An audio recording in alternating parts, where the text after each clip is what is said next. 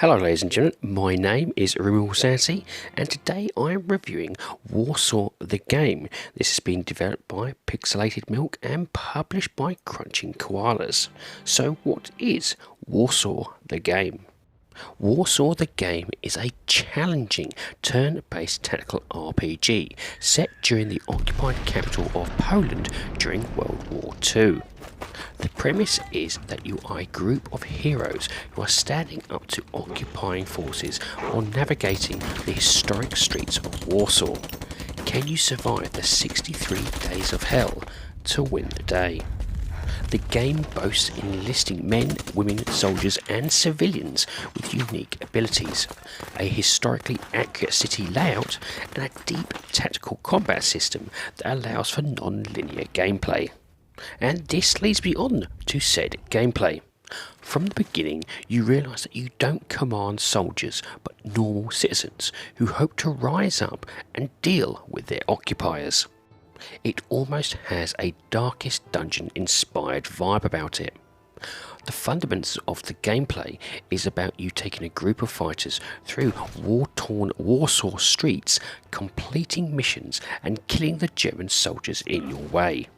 You start off at your home base to gather recruits, upgrade skills of said recruits, and gather information about the war effort and its districts in Warsaw.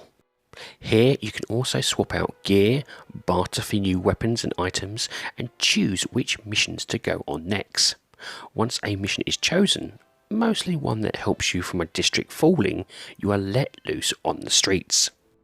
Now, traversing the streets of Warsaw can be dangerous, and your view of said streets is on a highly detailed overhead map. This is where you'll be spending most of your time whilst you're outside of an encounter or combat. Now, you are limited to the amount you move around, and this is represented by a reducing number of action points as you move. However, an item called the compass, a one-time use item, can make depletion of your action points slower. Regardless though, nothing can fully stop the loss of action points as you move. And if you run out of action points, your mission automatically fails, which in turn forces you to plot your path to the mission locations very carefully. In between encounters, you will uncover stashes which will give you ammo and other usable items. Take heed of these items carefully, as they can mean life or death when involved in engagements.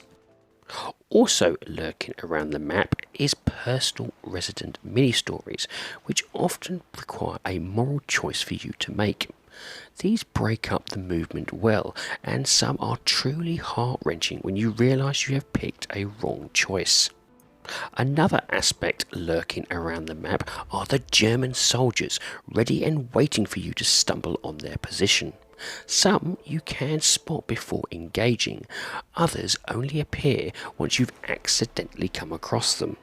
Now, you can use the flare gun item to see the surrounding area before moving, but these are in such short supply you are often walking around blind. Once engaged, the real combat begins, and this is where the tactical elements appear. It is turn-based combat, with each side using a skill or special ability to wipe out the other team before their turn ends. Now, not every character in the party must be used, but when an ability is selected or a weapon is fired, one stamina is spent, with 3 bars being available for each character. Once the round ends, you are then fully refilled and are able to attack again. This is also where you need to really understand your character's weapons, as some abilities are not only based on the stamina bar, but also ammo, and if you don't have enough of that ammo, you are limited to weak melee attacks. Positioning is also crucial within the several lanes you can place your characters in, as some have objects that work as obstacles or provide cover. Bonuses are given if you can flank the opposition, i.e. if you attack an enemy on the opposite lane that you are in. It is also highly recommended to ensure you have characters good at support, as this can turn the tide of battles when things get too dangerous. Failing to do means that if your character dies, they are permanently lost. This means retreating is often the more sensible decision, but any retreat means an instant failure to any mission you're undergoing, which then has a major impact on the districts. After every mission, win or lose, you are given the impact of your actions on the districts you protect. These are critical to understand, as if you lose them all, you lose the game.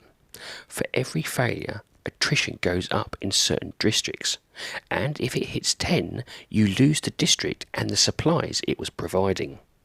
You're also subject to a narrative encounter where the choices can outright kill your fighters or provide you with new ones trying to join your cause. Overall, I found this game deeply impactful and engaging to play, if a little hard. Battles genuinely felt like life or death, and my decisions really did impact the game.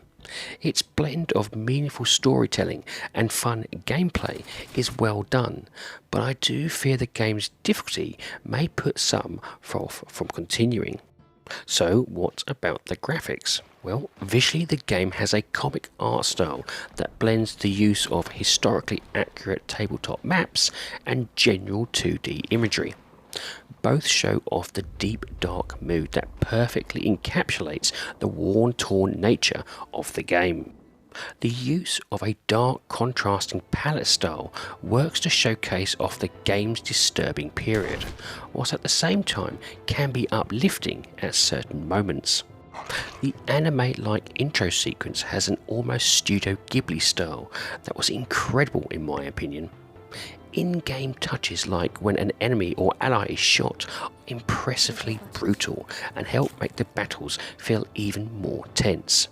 The developers knew the mood they're trying to recreate, and I for one think they have hit the nail on the head. And now to the sound.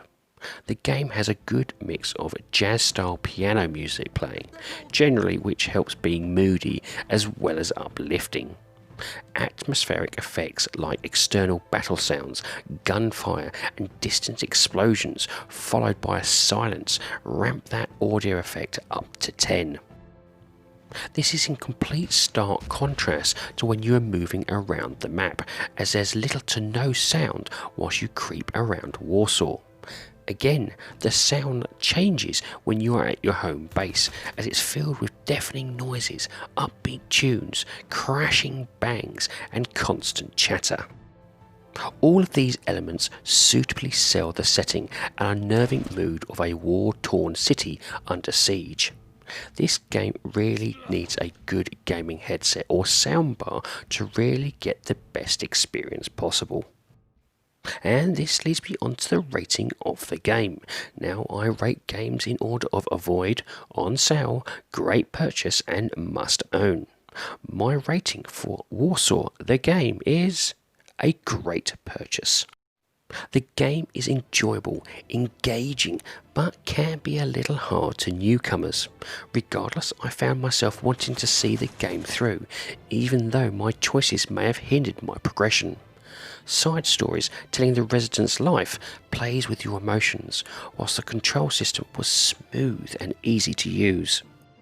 The game is currently priced on Xbox at £17.99, or approximately $20, and depending on your skill and patience would give you about 20 plus hours worth of gameplay to potentially clear the story.